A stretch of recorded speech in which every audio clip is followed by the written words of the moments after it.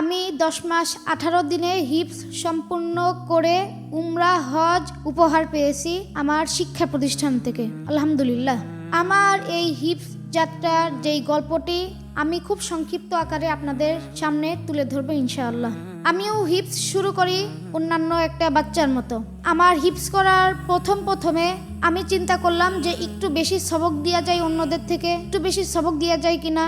আর আমার মাথায় সবসময় চিন্তা হতো যে সময় একেবারেই চলে যাচ্ছে, আরও তাড়াতাড়ি হিফজ করতে হবে, আরও তাড়াতাড়ি অন্যদের থেকে তাড়াতাড়ি হিফজ করতে হবে।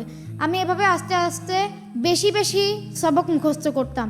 আমি আমুক্তা এবং 7 সবক, যেটা আমাদের হিফজখানার পড়াগুলি আগের পড়া যে রিভিশন, আমি সেগুলা প্রতি অতটা বেশি সময়ও দিতাম না।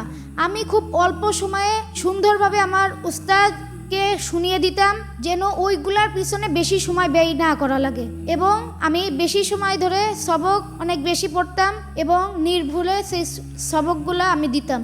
এইভাবেই দিতে দিতে আমার সামনেও অনেক কঠিন পৃষ্ঠাগুলা, কোরআনের কঠিন পৃষ্ঠাগুলাও পড়ছে। আমি আস্তে আস্তে আল্লাহ তাআলার উপর ভরসা করে তাওয়াক্কুল করে আমি সেই পৃষ্ঠাগুলা, কঠিন পৃষ্ঠাগুলাও আমি পার করছি। আল্লাহ তাআলা শুকরিয়া আদায় করতেছি। আল্লাহ তাআলা আমাকে তার কুরআনুল কারীম সংরক্ষণ করার তৌফিক দান করেছেন, এবং আমি আল্লাহ তাআলার কাছে আরও দোয়া করি যেন যাদের স্বপ্ন হাফেজ হওয়ার, কোরআনুল কারীম সংরক্ষণ করার, আল্লাহ তাআলা সকলকে যেন কবুল করে নেয়, সকলের মনের আশাগুলো যেন পূরণ করে নেয়।